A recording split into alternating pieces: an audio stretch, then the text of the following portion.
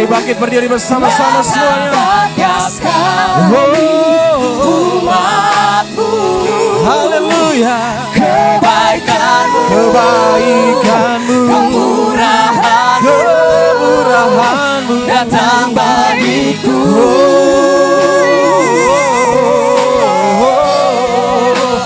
Inilah saatnya perkenananmu. Mari terima hadirat Tuhan di tempat ini.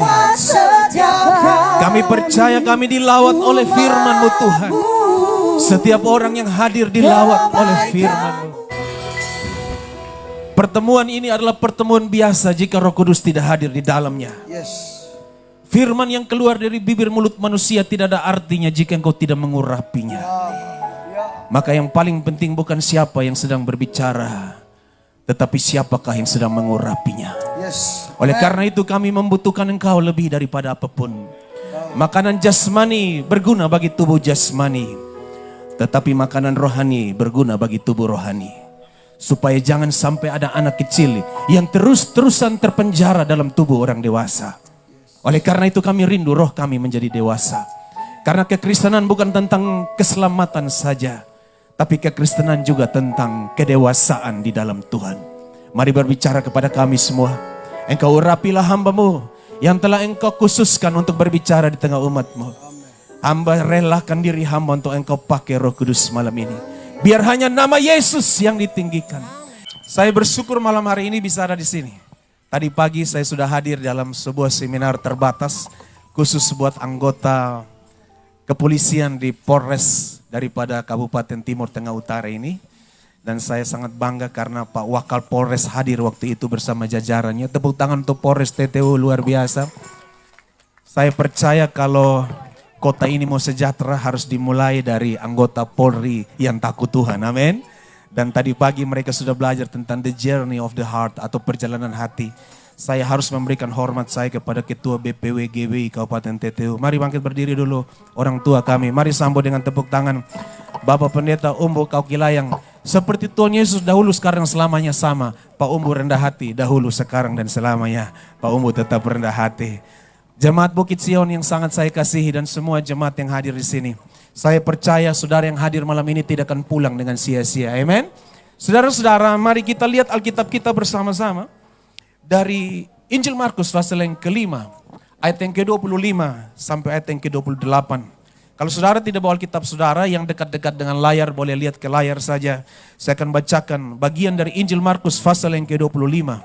Injil Markus pasal yang kelima ayat 25 sampai ayat yang ke-28. Sudah dapat bantu saya katakan amin. Mari kita baca sama-sama. 2, 3. Adalah di situ seorang perempuan yang sudah 12 tahun lamanya menderita pendarahan. Ia telah berulang-ulang diobati oleh berbagai tabib, sehingga telah dihabiskannya semua yang ada padanya. Namun sama sekali tidak ada faedahnya, malah sebaliknya keadaannya makin memburuk. Dia sudah mendengar berita-berita tentang Yesus. Maka di tengah-tengah orang banyak itu ia mendekati Yesus dari belakang dan menjamah jubahnya. Apa yang dia katakan? Sebab katanya apa? Asal ku jamah saja jubahnya, aku akan sembuh. Izinkan saya memulai memberitakan firman Tuhan malam ini dengan menceritakan kepada saudara sebuah kesaksian yang sangat menyentuh hati saya. Kesaksian ini terjadi belum lama, kurang lebih sekitar 5 atau 6 tahun atau mungkin kalau tidak lebih pun tidak lebih dari 10 tahun yang lalu. Saudara-saudara, satu kali waktu saya sedang berkhotbah di gereja yang saya gembalakan di kota Kupang, ada seorang bapak duduk di bagian belakang kursi yang saya juga tidak kenal siapa bapak ini. Saya juga tidak tahu siapa yang ajak bapak ini datang ke gereja waktu itu. Tetapi di tengah-tengah khotbah saya lihat bapak ini begitu berserah kepada Tuhan. Dia mengangkat tangan dengan cara-cara yang seperti yang spektakuler. Kelihatannya dia sedang punya masalah yang cukup berat, saudara-saudara.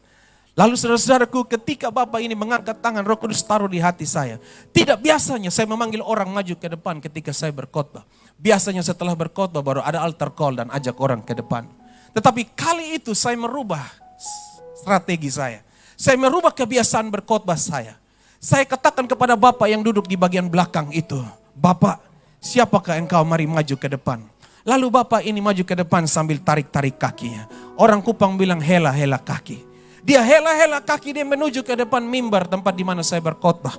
Lalu saya tumpangkan tangan saya dan berdoa bagi Bapak ini. Saya tidak tahu siapa dia, apa namanya, dari manakah dia datang, di mana dia bekerja. Tetapi hari itu ketika saya panggil dia, dia maju ke depan. Dan selesai saya berdoa, saudaraku, dalam hadirat Tuhan, Bapak ini kemudian terjatuh di hadapan mimbar kami. Saksinya ada beberapa orang yang hadir dalam ibadah bersama-sama kita malam ini. Ketika Bapak ini jatuh, saya kemudian membiarkan dia. Saya lanjutkan khotbah saya.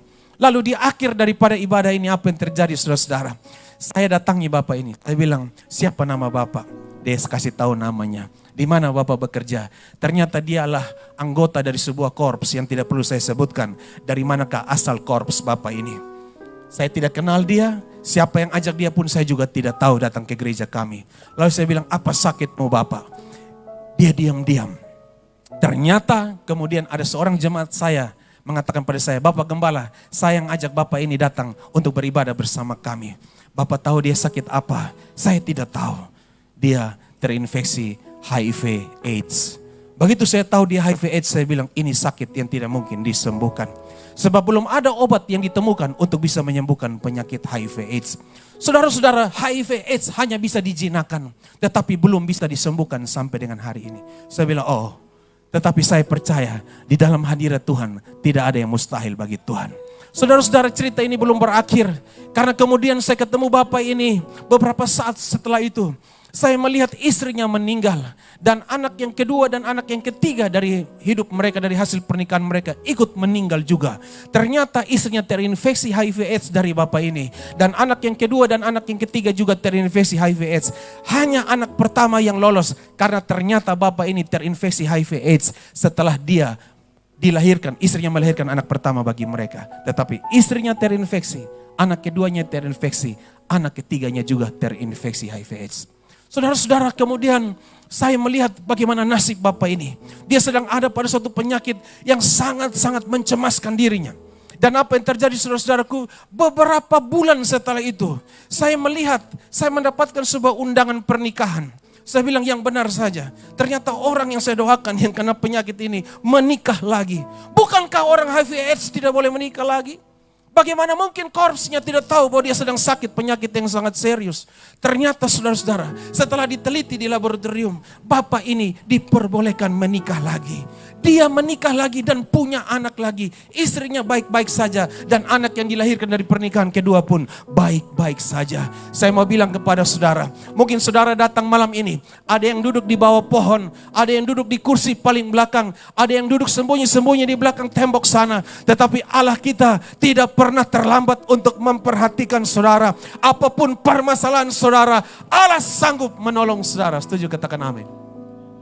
Saudara-saudara yang saya kasih, kembali pada pembacaan firman Tuhan malam ini. Tahukah saudara bahwa Allah masih bekerja sampai dengan hari ini? Allah belum berhenti bekerja sampai dengan malam ini. Setuju, katakan amin. Allah bekerja dengan caranya. Kalau Allah bekerja, dia tidak menunggu cara kita. Allah tidak tergantung kepada cara saudara. Allah tidak tergantung juga kepada pendapat saudara. Allah tidak menunggu persetujuan saudara untuk dia menyatakan kedaulatannya. Dia tidak menunggu kesepakatan saudara untuk melangkah baru dia akan bekerja. Allah kita bekerja dengan kedaulatannya. Dia tidak menantikan persetujuan saudara. Dia juga tidak menunggu kesepakatan saudara. Sebab dia bekerja di dalam area kedaulatannya. Saudara-saudara kasih di dalam Tuhan. Cara Allah bekerja berbeda dengan cara manusia untuk memahaminya. Allah bukan manusia. Sehingga kalau ia bekerja tidak mungkin dia menunggu persetujuan saudara dan saya. Bersama Allah kita melakukan perkara-perkara yang besar. Roma 8 ayat 28 berkata Allah turut bekerja untuk mendatangkan kebaikan bagi setiap orang yang percaya dan mengasihi dia. Adakah orang-orang yang percaya kepada dia malam hari ini? Lambaikan tangan saudara. Adakah orang-orang yang mengasihi dia malam ini? Lambaikan tangan saudara. Untuk saudara dan saya, Allah bekerja. Tepuk tangan yang meriah bagi Allah kita. Perkara besar hanya bisa dikerjakan oleh Allah yang besar. Katakan kepada penyakitmu, Allahku lebih besar dari penyakitku. Katakan kepada masalahmu, Allahku lebih besar dari masalahku. Katakan kepada pergumulan rumah tanggamu, Allahku lebih besar dari pergumulan rumah tanggaku. Sebut saja semuanya. Sebut saja dan Allah sanggup melakukan bagiannya. Saudara-saudara yang saya kasih dalam Tuhan, kalau saudara lihat di slide berikutnya, saudara akan temukan dua pribadi yang bernama Yairus dan perempuan yang sakit perdarahan 12 tahun. Di dalam kisah ini sebenarnya perempuan ini bukan aktris yang penting. Di dalam kisah ini, perempuan ini bukanlah pemain utama daripada skenario ini, saudara-saudara. Tetapi pemain utama dalam skenario ini adalah seseorang yang bernama Yairus. Yairus ini adalah orang yang memang betul-betul diskenariokan untuk berjumpa dengan Yesus. Ketika Yesus menyeberang dari Gerasa, setelah dia mengusir setan, mengusir iblis dari tubuh seorang yang gila, saudara-saudara. Kemudian Yesus nyeberang ke danau seberang. Ketika Yesus sampai di danau seberang, yang terjadi apa? Dia dinantikan oleh rombongan daripada Yairus. Dan ketika ketemu dengan gelombang Yairus, saudara-saudara, dia menemukan satu fakta bahwa Yairus mengharapkan pertolongannya. Ketika Yesus melihat Yairus datang tersungkur di depan kakinya, maka Yesus bertanya kepada Yairus, apa yang bisa aku lakukan? Tetapi ketika Yairus sedang menyampaikan keinginannya kepada Yesus, datanglah seorang aktris yang lain, datanglah seorang pemain figuran yang lain. Dia bukan orang yang diutamakan dalam kisah ini. Seorang ini adalah seorang yang sakit perdarahan 12 tahun. Dia bukan orang yang sangat diharapkan. Karena semua orang sedang menantikan yang bernama Yairus untuk datang di tengah-tengah mereka. Yairus kemudian didukung oleh banyak orang. Banyak orang mengatakan kepada Yesus, dia adalah kepala rumah ibadat kami. Saudara-saudara, jadi kepala rumah ibadat orang Yahudi itu bukan orang sembarangan. Itu bukan orang main-main. Itu orang yang sangat berpengaruh. Seringkali saya bikin joke seperti ini. Jadi Mani Leo di tengah orang rote saja sudah bangganya luar biasa. Jadi tua-tua adat orang rote sudah bangga luar biasa. Ini kepala rumah ibadat orang Yahudi. Berarti ini orang yang sangat hebat. Tahukah saudara, hampir sepertiga penerima Nobel di dunia adalah orang Yahudi. Padahal jumlah mereka cuma sekitar 6 juta di seluruh dunia ini. Tetapi sepertiga dari penerima Nobel dunia adalah orang Yahudi. Mereka orang-orang yang cerdas. Dan ketika itu, saudaraku, Yairus didukung oleh orang banyak. Ketika Yairus didukung oleh orang banyak, datanglah perempuan ini yang nyelonong di tengah mereka. Siapa ke perempuan ini? Di slide berikutnya saudara akan temukan juga. Karena saya akan menjelaskan lebih detail tentang siapakah Yairus. Yairus adalah orang di ayat yang ke-22 dikatakan datanglah seorang kepala rumah ibadat yang bernama Yairus. Ketika ia melihat Yesus, perhatikan di sini kalimat selanjutnya. Tersungkurlah ia di depan kakinya. Garis bawahi kata tersungkur. Artinya orang yang tersungkur itu apa? Orang yang mengaku bahwa kalau engkau tidak menolong aku, selesai hidupku. Di dalam bahasa Yunani-nya diterjemahkan sebagai pipto. Tersungkur. Pipto. Dia tersungkur dengan penuh percaya diri. Kepala rumah ibadat. Tetapi saudara-saudara yang kekasih, di bagian firman Tuhan yang lain diceritakan juga bahwa Yairus sedang ada dalam problem yang besar. Apakah problem itu? Anak perempuannya satu-satunya yang berumur kurang lebih 12 tahun sedang menderita penyakit yang cukup serius. Dan Alkitab mencatat bahwa dia hampir mati. Ketika anak perempuan satu-satunya yang membuat Yairus tersenyum 12 tahun lalu. Ketika anak ini lahir ke dunia hampir mati. Sedihlah hati Yairus. Datanglah Yairus kepada Yesus, tolonglah anakku. Lalu pada kesempatan yang sama, nyelonong juga seorang aktris figuran. Juga datang dengan penyakit 12 tahun. Dia telah mengalami sakit kanker ovarium. Kanker mulut rahim, saudara-saudara. Hari-hari ini secara modern dikatakan sebagai kanker serviks. Dia menderita penyakit yang cukup serius. Dan penyakit yang cukup serius ini membuat wanita ini bergumul dengan sedemikian rupa. Bayangkan sama-sama berumur 12 tahun. 12 tahun yang lalu anak perempuan Yairus dilahirkan. Yairus senyum. Tetapi 12 tahun yang lalu perempuan ini mulai sakit. Wanita itu mulai mengalami penyakit ini. Dan 12 tahun kemudian saudara-saudara, Yairus dan perempuan ini sama-sama tersungkur di kaki Yesus. Alkitab mencatat Yairus tersungkur dengan pipto. Tetapi Alkitab juga mencatat perempuan ini tersungkur dengan kata yang lain, yaitu prospipto. Prospipto artinya tersungkur sebagai orang yang penuh ketakutan.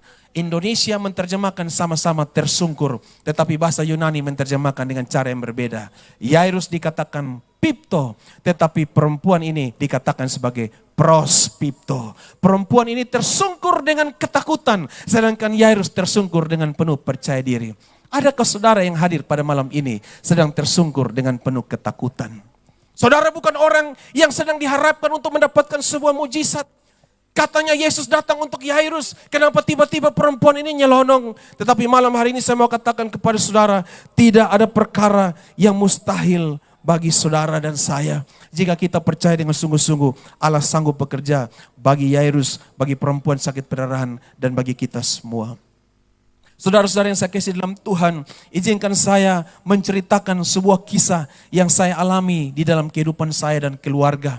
Suatu ketika saudara-saudara di tahun 2000, tahun 1996, saya memberikan diri saya untuk mendapatkan sakramen. Jangan takut saudara, KKR malam ini tidak akan mengajak saudara untuk dibaptis. Karena itu perkara-perkara metode yang saudara boleh kembali ke gereja saudara masing-masing. Saudara, yang terjadi waktu itu adalah saya menerima sebagai seorang karismatik. Saya kemudian datang pada suatu fase di mana saya harus menerima sakramen itu. Dan tiba ketika saya harus menerima sakramen itu, saudara-saudaraku, saya ditanyakan oleh pendeta yang akan membaptis saya. Anak muda, ketika itu usia saya masih sangat muda, 18 atau 19 tahun. Apakah yang menjadi kekhawatiran terbesar yang sedang engkau alami hari ini? Adakah perkara yang paling mustahil bagimu yang tidak mungkin dijawab oleh siapapun di dunia ini? Saya kemudian teringat, saudara-saudara, saya punya 2 bersaudara laki-laki. Kakak saya meninggal, tinggal saya sendiri. Papa saya punya 3 saudara laki-laki, 2 meninggal, tinggal papa saya sendiri. Opa saya ada 2 bersaudara laki-laki, 1 meninggal, tinggal opa saya. Opa saya punya bapak ada 4 saudara laki-laki, 3 meninggal, tinggal opa saya punya papa sendiri. Saya tidak tahu di atas generasi itu seperti apa. Tetapi keluarga kami, saudara-saudaraku, jika ada laki-laki lebih dari 1 orang, yang selain pasti mati, tinggal yang 1 yang bisa hidup. Di dalam kolam baptisan itu kemudian saya berkata kepada pendeta ini, anak muda, apakah yang paling engkau khawatirkan hari-hari ini? Saya bilang kepada pendeta itu yang akan membaptis saya, Pak Pendeta, ada suatu kekhawatiran di hati saya, bahwa ini seperti sebuah kutukan yang akan terulang di dalam kehidupan saya. Sepertinya ini seperti suatu kutukan keturunan kami. Seolah-olah dalam keluarga Koro ini, marga yang saya sandang ini, tidak boleh ada laki-laki lebih dari 1 orang. Jika lebih dari 1 orang, yang lain harus mati dan yang 1 saja yang bisa hidup. Saya kuatkan hati saya dan saya percaya ketika saya dibaptis, saya menjadi satu dengan kematian Kristus. Dan ketika saya dibangkitkan keluar dari dalam air, saya menjadi satu dengan kebangkitan Kristus. Yang lama sudah berlalu, sesungguhnya yang baru itu sudah datang. Belum terjadi apa-apa karena waktu itu saya belum menikah, baru tahun 1996. Saya ketemu istri saya dan kami menikah di tahun 2003. Kurang lebih sekitar 7 tahun setelah itu. Di tahun 2004 Tuhan menganugerahkan kami seorang anak laki-laki. Tepat lahir di tanggal baptisan saya, tanggal 6 Maret. 6 Maret 1956 saya dibaptis dan 6 Maret tahun 2004 anak saya Kevin dilahirkan ke dunia ini. Mungkin itu sebuah kebetulan. Hati saya tidak takut karena anak laki-laki baru 1 orang saja. Lalu 2 tahun setelah itu istri saya mengandung lagi, saudara-saudara. Maklum Beli sudah lunas, jadi kapan saja boleh hamil, suaminya bertanggung jawab, saudara-saudara. Istri saya hamil lagi dan kemudian melahirkan bagi kami anak laki-laki lagi. Waktu anak ini di dalam perut, kami pergi datang ke dokter untuk USG. Kurang lebih sampai 7 kali USG, dokter bilang begini, ini anak perempuan. Oh, hati saya bahagia. Oh, berarti 1 pasang, saudara-saudara. Yang ternyata ketika keluar, saudara-saudaraku, laki-laki lagi. Ada 2 perasaan saya ketika itu. Yang pertama, saya punya 2 anak laki-laki. Tetapi perasaan yang berikutnya adalah, apakah mungkin kutukan ini sudah berakhir? Ataukah kutukan ini masih berlanjut? Saudara-saudara, kalau hanya terjadi pada 1-2 keturunan, itu hanya hal kebetulan. Ini terjadi pada 4-5 generasi sebelum saya. Ini bukan perkara biasa. Lalu saya berdoa kepada Tuhan, Tuhan tolong, jika ini pemberian Tuhan, biarlah semua yang kami sudah selesaikan di kolam itu sudah selesai. Dan singkat cerita saudaraku, anak saya dua-duanya masih sehat, dua-duanya sudah menjadi mahasiswa sampai hari ini. Tepuk tangan yang meriah bagi Tuhan kita, Yesus Kristus Tuhan. Siapakah perempuan ini? Kalau saudara sudah melihat tentang Yairus, saudara juga harus lihat tentang perempuan ini. Alkitab mencatatnya bersama-sama, saudaraku. Saya akan baca bagi saudara sekalian. Di dalam Markus 5 ayat 25 dikatakan, adalah di situ seorang perempuan yang sudah 12 tahun lamanya menderita pendarahan. Saudara-saudara kasih dalam Tuhan, Alkitab mencatat dengan begitu jelas bahwa perempuan ini telah menghabiskan hartanya. Di ayat yang ke-26 bilang begini, ia telah berulang-ulang diobati oleh berbagai tabib. Hal yang pertama apa saudaraku? Dia telah berulang-ulang diobati. Ini bukan baru pertama kali, tetapi berulang-ulang diobati. Hal yang kedua apa? Oleh beberapa tabib. Berarti semua dokter yang dia bisa kenal, dia sudah coba. Dan hal yang ketiga yang kita temukan dari ayat 26 ini adalah sehingga telah dihabiskan semua yang ada padanya. Berarti ada 3 kenyataan atau fakta di sini. Fakta yang pertama apa saudaraku? Dia telah berulang-ulang diobati. Fakta yang kedua apa saudara-saudara? Oleh berbagai tabib, semua dokter spesialis dia sudah coba. Hal yang ketiga, semua yang ada padanya sudah dihabiskannya. Berarti ini adalah perempuan yang sudah hilang pengharapan. Ini adalah perempuan yang sudah sungguh-sungguh tahu bahwa ini adalah akhir daripada kehidupannya. Dan tidak sampai di situ. 3 fakta di atas menunjukkan bahwa 12 tahun yang lalu sampai dengan 12 tahun kemudian, ia bukan perempuan yang biasa. Ia punya uang, walaupun Alkitab tidak mencatat siapa nama perempuan ini. Tetapi ternyata dia punya daya juang. Dia pergi ke seantero negerinya, ketemu dengan berbagai dokter. Dia habiskan uangnya, dia jual perhiasannya, dia habiskan tabungannya untuk membayar dokter, untuk tes lab kiri kanan, untuk berjumpa dengan berbagai ahli. Dia mungkin terbang ke sana sini kalau sudah ada pesawat waktu itu. Tetapi Alkitab mencatat tidak kunjung sembuh. Dengan kata lain saudara-saudaraku, tidak ada lagi solusi yang diperoleh oleh perempuan ini. Semua cara dan upaya telah dilakukannya sebisa mungkin. Tinggal satu langkah terakhir. Coba bilang bersama saya langkah terakhir. Dia melihat Yesus di tengah-tengah kerumunan Yairus. Mungkin saat ini saudara sedang merasakan bahwa saudara tidak sedang dipedulikan. Mungkin saudara sedang merasakan bahwa kehadiran saudara di tempat ini saudara penuh dengan masalah. Saudara datang dengan pergumulan yang begitu berat.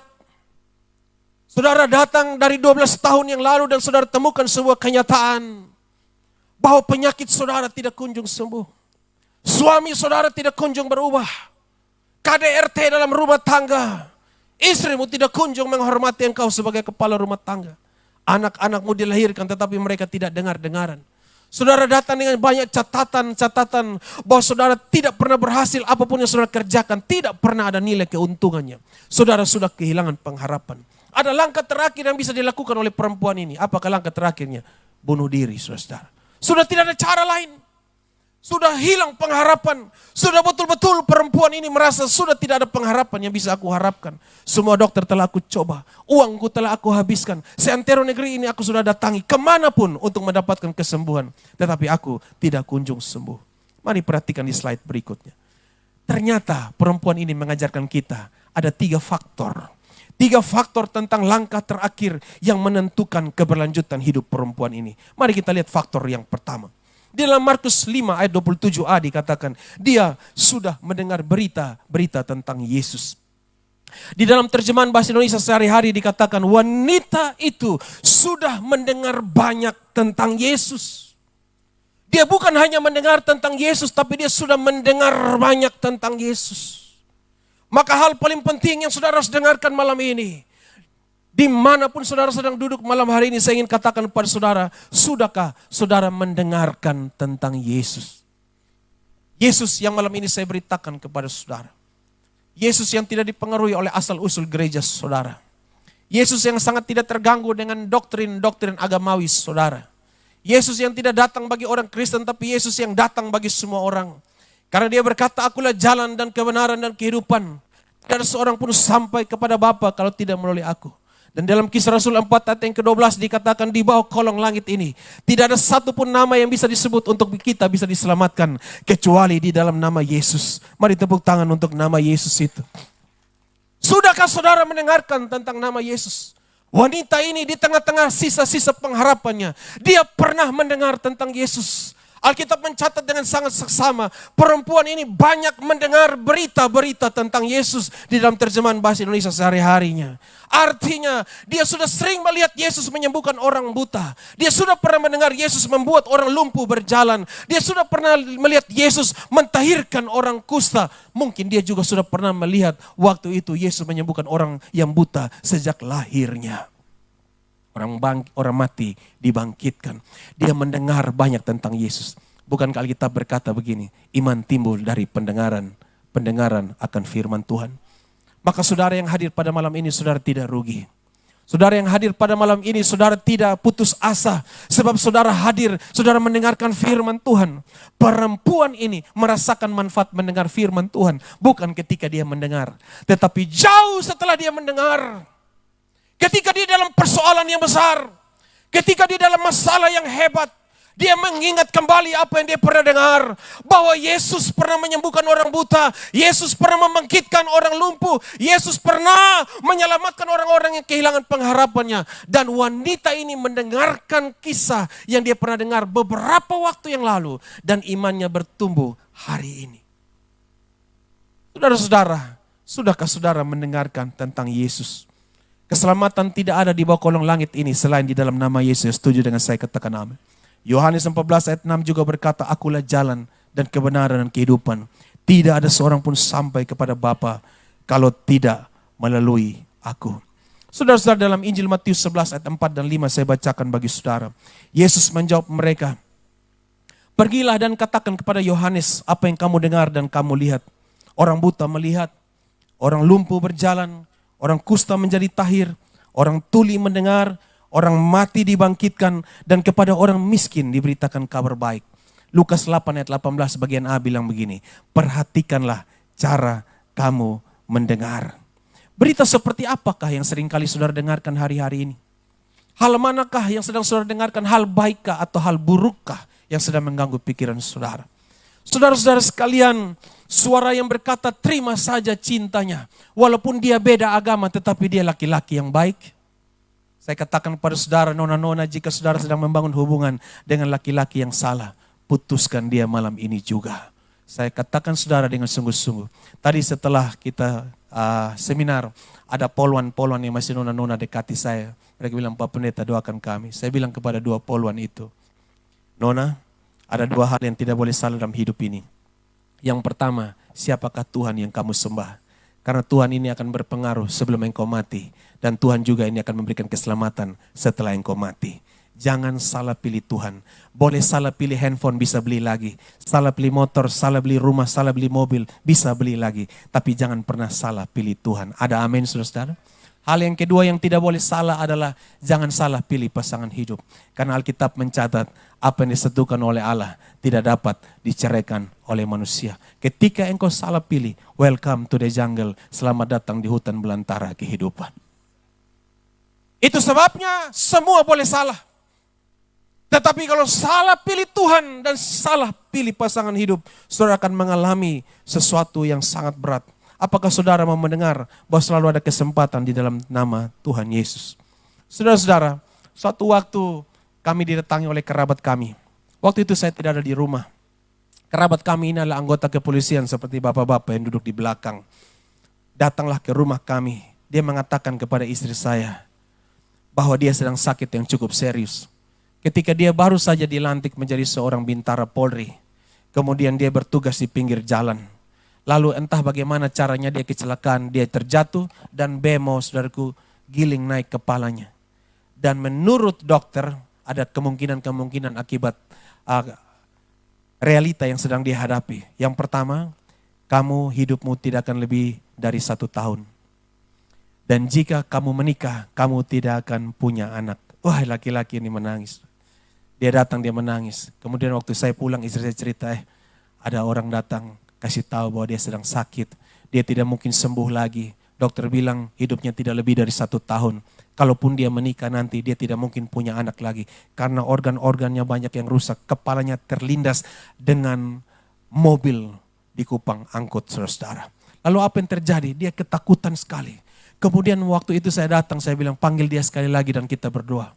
Setelah kita berdoa, saya kuatkan dia. Kemudian kami melakukan sakramen tertentu.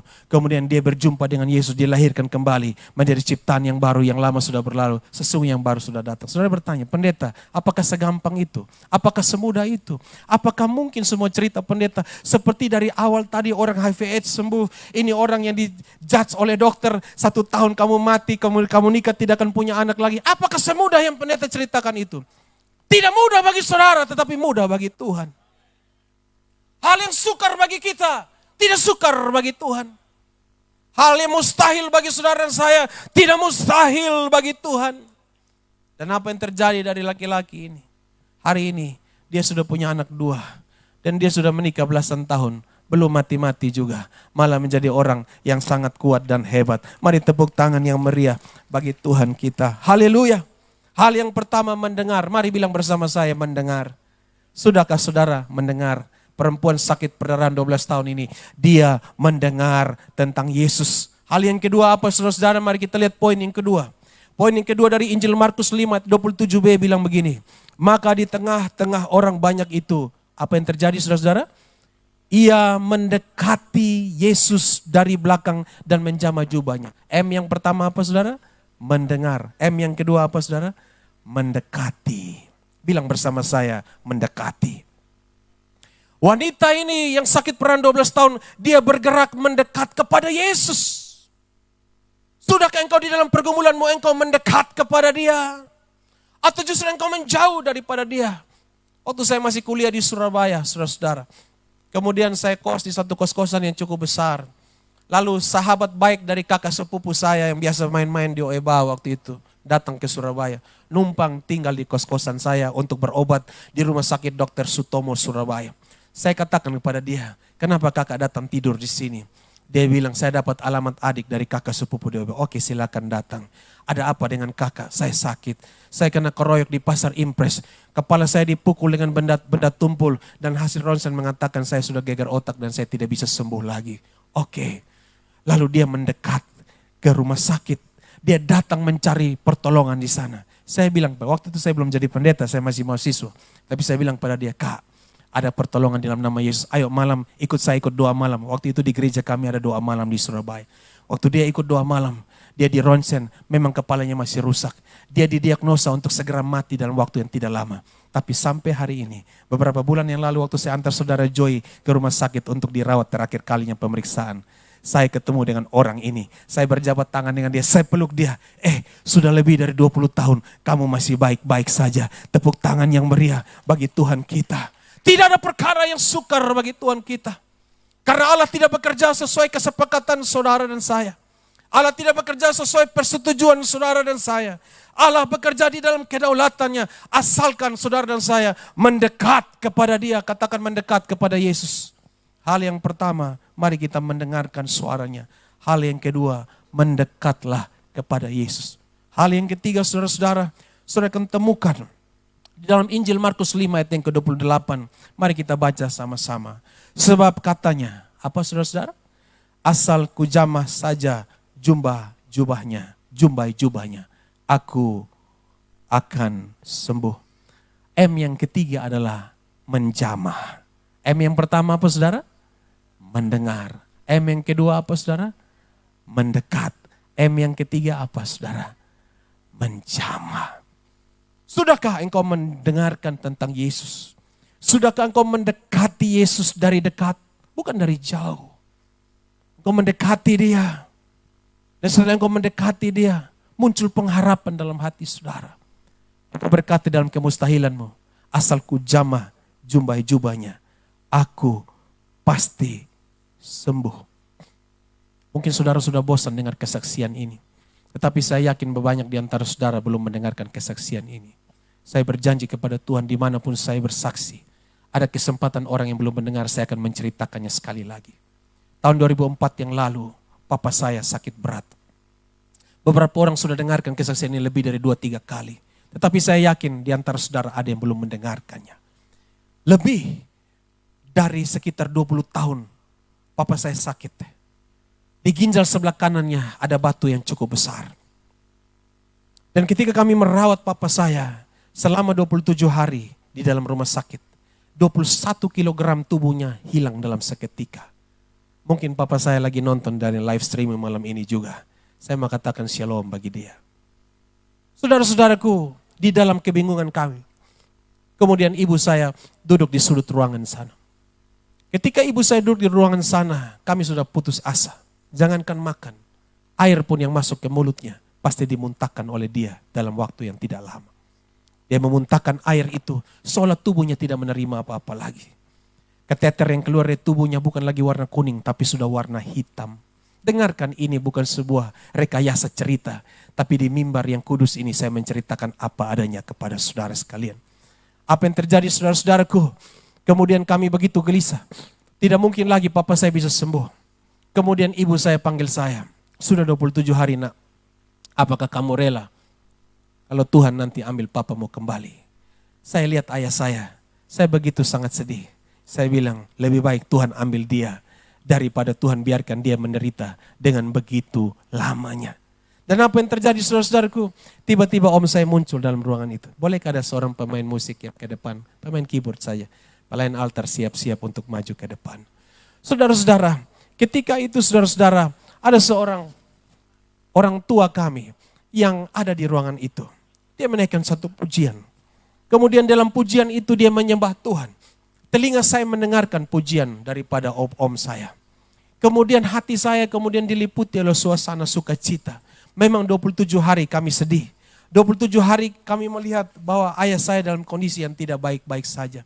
Sepertinya putus asalah kehidupan kami. Tetapi ketika ada pujian dinaikkan, saya merasakan hadirat Tuhan hadir di tengah-tengah ruangan itu. Om saya ini bukan penyanyi yang hebat kayak teman-teman tadi. Dia juga tidak diiringi oleh musik yang bagus. Dia hanya menyanyi hal yang sederhana. Allah kuasa melakukan segala perkara. Allah ku maha kuasa. Tentunya waktu itu tidak ada musik ini di kamar itu. Hanya menggumam saja. Tetapi tahukah saudaraku, waktu engkau punya telinga yang mendengarkan hadirat Tuhan hadir di tempat itu. Sesederhana apapun pujian yang engkau naikkan, tidak ada pujian yang sia-sia di hadirat Tuhan. Sesederhana apapun engkau memasang telingamu untuk mendengarkan Tuhan berbicara. Sekalipun ada berisik suara lain yang datang dari daerah yang lain. Tapi saudara punya hati tetap terpusat kepada Tuhan. Dan Tuhan bisa berbicara kepada saudara walaupun hanya lewat dengungan.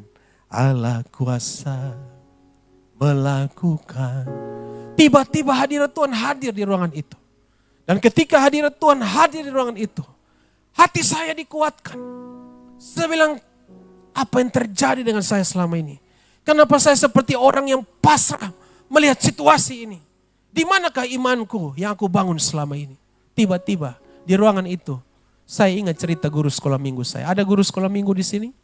Saudara punya peranan yang sangat hebat untuk meletakkan dasar dalam kehidupan anak-anak ini. Saya ingat waktu saya masih sekolah minggu, guru sekolah minggu saya cerita. Abraham pernah bernegosiasi dengan Tuhan tentang kota Sodom dan Gomora loh. Tuhan, kalau ada 50 orang benar di kota ini, apakah engkau tetap akan menghancurkan kota Sodom dan Gomora? Tuhan bilang, aku tidak akan menghancurkan karena 50 orang benar itu. Bagaimana kalau turun 5 Tuhan, sisa 45 saja? Apakah engkau akan tetap menghancurkan kota itu? Tuhan bilang, aku tidak menghancurkan karena 45 orang itu. Turun 5 lagi jadi 40. Kalau 40 bagaimana? Tidak juga. Turun 10. Kalau 30 bagaimana? Juga aku tidak akan menghancurkannya. Kalau turun 10 lagi 20. Turun lagi 10. Kalau cuma 10 orang benar di kota ini Tuhan. Apakah engkau akan menghancurkan kota itu? Apa jawab Tuhan? Aku tidak akan menghancurkan kota itu karena 10 orang benar itu. Wow. Saya ingat cerita itu. Hati saya dikuatkan. Saya tidak pernah bosan-bosan dan capek-capek menceritakan kesaksian ini. Karena oleh kesaksian itulah hari ini saya bisa berdiri di hadapan saudara. Saudaraku, cerita ini berlanjut. Saya ingat cerita itu, saya bilang begini. Oh, berarti Tuhan saya, Tuhan yang bisa diajak ngobrol. Berapa banyak yang percaya Tuhan bisa diajak ngobrol? Boleh angkat tangan saudara. Tuhan mau mendengarkan keluh kesah saudara. Mari tepuk tangan bagi Tuhan yang baik itu. Seberapapun saudara yang hadir malam hari ini, Tuhan mau berbicara kepada saudara. Saudara datang dengan putus asa, Tuhan tetap bisa berbicara kepada saudara di tengah-tengah keputusasaan saudara. Yang setuju katakan amin. Saya bilang kepada Tuhan, Tuhan, saya tidak tahan lagi lihat papa saya sembuh. Kalau saudara mendoakan orang tuamu sehat, waktu itu saya sudah putus asa. Dia berteriak siang dan malam. Satu hari 24 jam, teriaknya 22 jam. Hanya 2 jam dia bisa diam. Tetapi itu pun juga tidak bisa makan dan minum. Kalaupun mau minum kami harus papah dia 2 orang untuk duduk. Lalu diberikan air oleh ibu saya tapi muntah lagi. Ternyata saudara-saudara, setelah di USG, ginjalnya ada batu yang cukup banyak. Dokter bilang pada saya, tenang anak muda. Kalau ginjal sebelah kanan macet atau gagal, bisa diangkat. Banyak manusia hidup dengan ginjal sebelah kiri. Saya bilang, oh ada harapankah manusia hanya hidup dengan 1 ginjal? Dokter ini berkata, ya. Tetapi kemudian dokter iseng-iseng lihat ginjal sebelah kiri. Dia bilang begini, ternyata batu di ginjal sebelah kiri papamu sama banyaknya dengan ginjal di sebelah kanan. Saya bilang luar biasa. Berarti dua-duanya kalau gagal, maka dia tidak punya peluang kehidupan lagi. Itu sebabnya dia berteriak siang dan malam. Saudara-saudara, waktu tubuhnya dibalikan begini, dia bilang pada dokter, dokter sakit di sini juga. Dia menunjukkan arah liver atau arah hatinya. Dokter kemudian mengarahkan USG itu ke bagian hatinya. Dulu belum ada MRI, belum ada CT scan, masih ada USG saja. Karena itu tahun 2004 di Kota Kupang. Diarahkanlah di sebelah kanan sini. Ternyata dokter lihat ada penyumbatan atau banyak batu di dalam kantung empedu daripada papa saya. Berarti ada 3 in 1. Ada batu ginjal sebelah kanan, ada batu ginjal sebelah kiri, dan ada penuh batu di kantung empedunya.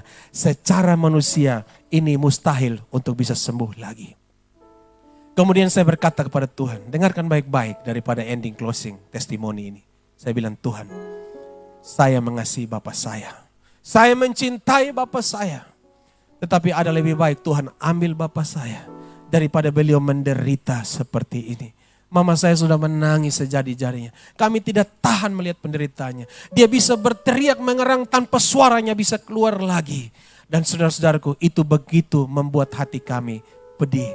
Jaga orang sakit kadang-kadang lebih sakit daripada orang sakit. Penderitaan kita lebih sakit daripada orang yang sedang sakit. Kita begitu tekanan psikologi. Kita begitu merasa menderita, saudara-saudara. Dan apa yang terjadi daripada kejadian ini adalah papa saya meraung sejadi-jadinya. Saya bilang, papa, apa yang kamu rasakan, apa yang papa rasakan? Weh, Bapak Sone tahan lagi nah. Ini penyakit sepertinya akan mengambil Bapak. Dokter juga berkata, saya bilang pada dokter, dokter, izinkan saya bawa papa saya. Apakah saya bisa bawa dia ke Denpasar, Surabaya atau Jakarta atau kota terdekat untuk dapat penyembuhan yang lebih baik daripada yang Kota Kupang bisa berikan? Dokter bilang begini, mungkin kamu punya uang, tetapi begitu papamu sampai di tangga pesawat, dia sudah tidak ada lagi. Sepertinya tidak ada pengharapan. Tinggal langkah terakhir hanya satu, mengucap syukur di hadapan Tuhan, memuji dan menyembah Tuhan, memberikan telinga untuk mendengarkan suara Tuhan. Dan ketika engkau mendengar, engkau bisa bertindak mendekat. Ketika engkau mendekat, engkau menjamah dia. Dan ketika engkau menjamah dia, tidak ada perkara yang mustahil bagi Tuhan. Dan cerita ini belum berakhir. Ketika saya datang pada papa saya, dia menjerit. Saya bilang, Tuhan, saya tidak tahan lagi. 27 hari kami melihat beliau menderita. Begitu sangat hebatnya. Ternyata hasil lab menunjukkan di kantong empedu papa saya bukan hanya banyak batu, tetapi juga ada tumor di sumbatan saluran hatinya. Ada batu empedu dan ada daging yang tumbuh besar di saluran empedunya. Begitu sangat kompleks penyakit ayah saya. Mama saya bilang, lu sudah siap kalau Tuhan ambil papa? Saya bilang, mama mengasihi papa. Saya juga mengasihi papa. Mama mencintai papa, saya pun mencintai papa. Saya anak tunggal satu-satunya dari ayah saya. Bagi saya, kehilangan papa juga sekaligus kehilangan sahabat dalam kehidupan saya. Karena hanya papa saya adalah sahabat saya sejak kami masa kecil. Saya sama-sama dengan dia. Saudara-saudara, ketika saya berkata, Tuhan, kalau engkau ingin mengambil papa saya minta tolong. Ini doa seperti anak durhaka. Saya minta tolong. Waktu itu jam 6 kurang 15 menit di sore hari. Jangan ambil lebih dari 15 menit ini Tuhan. Tapi jika engkau ingin menyembuhkan papa saya Sembuhkanlah dalam waktu 15 menit ini juga. Saya percaya kalau Abraham bisa bernegosiasi dengan Tuhan, maka iman saya pun membuat saya berani untuk bernegosiasi dengan Tuhan. Berapa banyak saudara di tempat ini yang percaya bahwa Tuhan kasih kita kesempatan untuk bernegosiasi dengan Dia. Apapun masalah saudara, apapun persoalan saudara, tidak ada perkara yang mustahil bagi Tuhan kita. Lalu saya bilang kepada Tuhan seperti itu. 5 menit papa saya berteriak semakin keras. 10 menit dia berteriak semakin menjadi-jadi. Tepat pada menit ke-12, ini seperti sinetron. Saya buat kesaksian ini di YouTube. Saya bagikan di YouTube. Dia berteriak sejadi-jadinya. Lalu di 3 menit terakhir, ini dia. Saudara harus punya telinga yang mendengar. Mari bilang bersama saya, telinga yang mendengar. Lebih keras lagi, telinga yang mendengar. Ketika itu om saya muncul di ruangan. 3 menit terakhir. Allah kuasa melakukan segala perkara. Dalam 3 menit terakhir, tiba-tiba Roh Kudus bertanya di hati saya. Jika papamu tidak jadi mati dalam sisa 3 menit, menggenapi 15 menit doamu, apa yang akan kamu lakukan? Itu seperti orang yang nyaris tenggelam di dalam laut. Dan ada orang berdiri di tepi laut dan berkata, kalau aku tolong kamu, apa yang kamu mau lakukan? Apa yang kamu mau berikan kepadaku untuk membalas jasaku telah menolong kamu? Saya yakin kalau kita ada pada posisi orang yang hampir tenggelam, apa jawaban kita? Apa saja, tapi tolong saya dulu. Saya akan bayar apapun yang saya bisa bayar sesuai permintaan kamu. Itu tepat yang saya jawab kepada Tuhan. Saya bilang, Tuhan, jika engkau menyembuhkan papa saya akan berikan sisa hidup saya untuk menjadi hamba-Mu ya Tuhan. Dan di menit yang ke-15, saya tidak menambah kesaksian. Saya tidak mengurangi kesaksian. Di menit yang ke-15, dia bangkit dari tempat tidurnya. Biasanya kita harus bangun kan. Dia lihat mama saya. Dia bilang, Mama, Bapak haus. Bapak mau minum. Saya bilang dalam hati, jangan-jangan ini adalah minuman terakhir yang dia minum.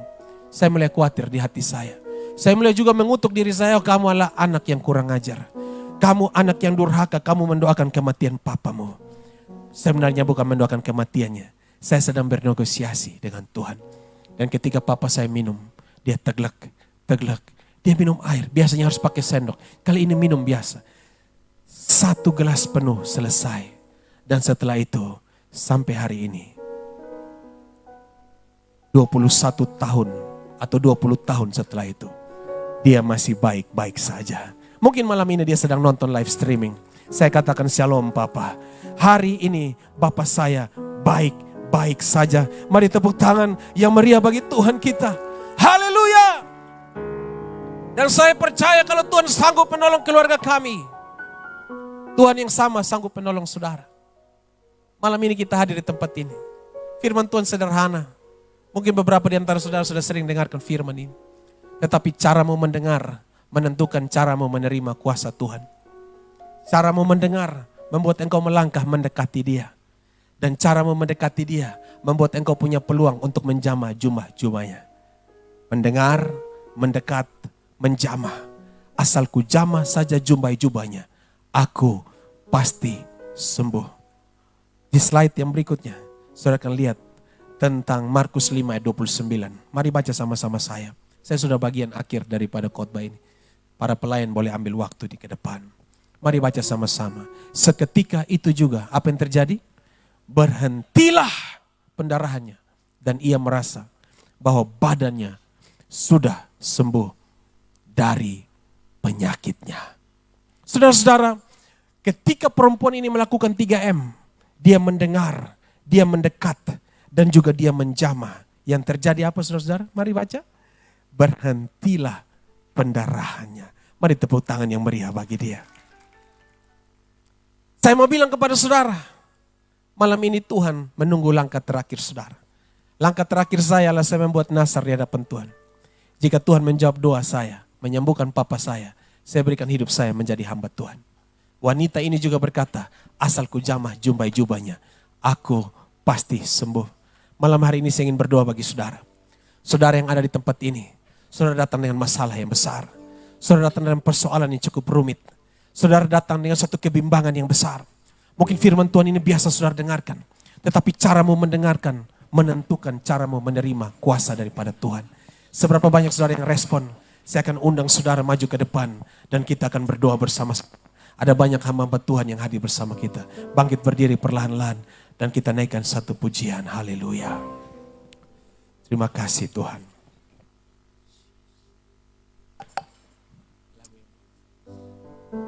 Mari bangkit berdiri bersama. Sebab Dia Hidup. Mari buka hatimu, dengarkan suaranya. pada hari esok. Ketika pujian ini dinaikkan, saudara ingin didoakan boleh maju perlahan ke depan. Jangan malu, mari ambil kesempatan untuk saudara didoakan malam hari ini. Tidak ada perkara yang sukar bagi Tuhan. 1-2 orang pun akan kami doakan. Mari maju ke depan. Allah hadir di tengah-tengah kita. Haleluya. Karena ku tahu Dia Mari keluar dari kursimu. Saudara yang dengarkan firman Tuhan, saudara butuh jamahan Tuhan, mari maju ke depan. Roh Kudus hadir di tempat ini. Haleluya. jadi berarti sebab Dia hidup. Tidak ada perkara yang mustahil bagi Tuhan. Asal engkau percaya Dia sanggup melakukan bagiannya.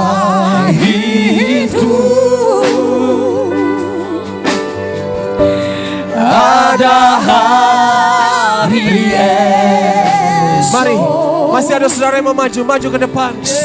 Roh Kudus hadir di tengah-tengah kita. Dia sanggup melakukan perkara yang besar. Haleluya. Oh, ku tak gentar, karena ku tak Dia pegang hari esok. Hidup jadi. Mari yang di belakang angkat tangan semua. Mari kita sembah Dia. Sebab Dia hidup. Kemurahan boleh pegang hidup. Kemurahan-Mu Mari angkat suara semuanya. lebih dari. Mari angkat tangan, sama-sama kita menyembah Dia. Biarkan Allah mendengarkan doa dan seruan kita di tempat ini. Tidak ada perkara yang sulit. Saya undang hamba-hamba Tuhan maju ke depan bersama-sama dengan saya. Kita akan mendoakan hamba-hamba Tuhan. Mari tolong maju ke depan bekerja sama untuk kita mendoakan. Maka jiwa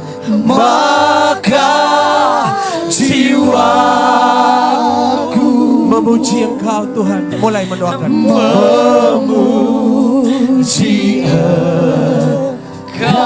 Saudara pastikan tidak menonton. Mari kita sembah Dia semuanya.